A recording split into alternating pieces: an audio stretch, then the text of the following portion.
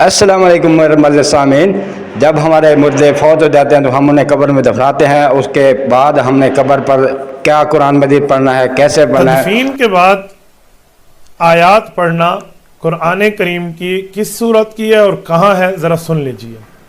حدیث پاک میں ہے اور یہ بات مسنون ہے کہ جب بندہ دفن ہو جائے قبر میں تو تدفین کے بعد اس کے سرانے یعنی سر والی طرف اور اس کے پیرانے یعنی پاؤں والی طرف قرآن کریم کی آیات پڑھنی چاہیے. وہ کون سی ہیں؟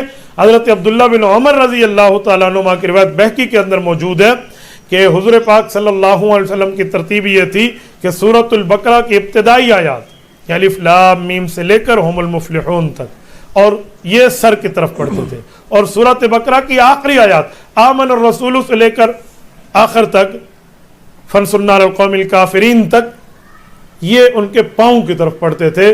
تو اس حد تک تو مسنون ہے، یہ حدیث پاک میں.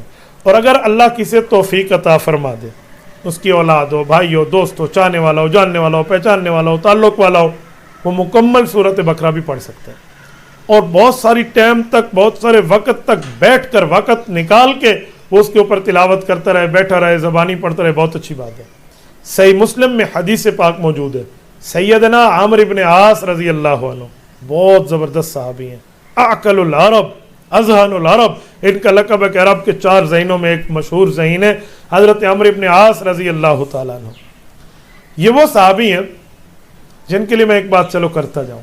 جب یہ ایمان لا رہے تھے نا، حضرت خالد ابن ولید کے ساتھ تھے. حضرت خالد ابن ولید رضی اللہ عنہ اللہ کے رسول صلی اللہ علیہ وسلم کی بیعت کر لی، ایمان لا لیا. جب ان کی باری آئی نا تو اللہ کے رسول نے ہاتھ بڑھائے تو ان نے اپنے ہاتھوں کو پیچھے کر لی. اللہ کے رسول نے پوچھا ما لک یا عمر، کیا ہوا؟ یہ عرض کرنے لگے انا اشترط، یا رسول اللہ میں ایک شرط لگاتا ہوں. کہ ماذا تشترط، کیا شرط ہے؟ انہوں نے کہا رسول اللہ شرط یہ ہے کہ میں بت پرستی چھوڑ کے آ رہا ہوں، بہت گناہ گار ہوں، میں نے غلطیاں کی ہیں، گناہ کیے ہیں، آپ کی خدمت میں آیا ہوں، دنیا بھی اللہ بہتر کرے گا، اللہ آخرت بہتر کرے، آپ میرے ساتھ وعدہ فرمائیں، میں آپ کے فرمان کے مطابق زندگی گزاروں گا، آپ اللہ رب العزت سے مجھے جنت لے کر دیں گے. آپ علیہ السلام نے فرمایا عمر وعدہ ہے، اور بتائے کہ جی اب بیعت کر دو. ان نے ہاتھ بڑھا دیے. یہ عمر ابن عاص رضی اللہ عنہ جب یہ فوت ہو رہے تھے نا تو اپنے بچوں کو کہا، خصوصاً حضرت عبداللہ بن عامر ابن عاص رضی اللہ عنہ کے جو بیٹے ہیں، کہ میری اولاد ہو تم، میرے بیٹے ہو، میری قبر کے قریب بیٹھے رہنا، اوپر مٹی ڈالو گے، پانی ڈالو گے، فشن علیہ التراب، پوری ترتیب ہو جائے گی، پانی سارا اکٹھا ہو جائے گا. انشاءاللہ آپ کو ویڈیو اچھی لگے گی آپ اسے لائک کریں، شیئر کریں، اور تاکہ صدقہ جاریہ ہے میرے لیے بھی، سب کے لیے بھی.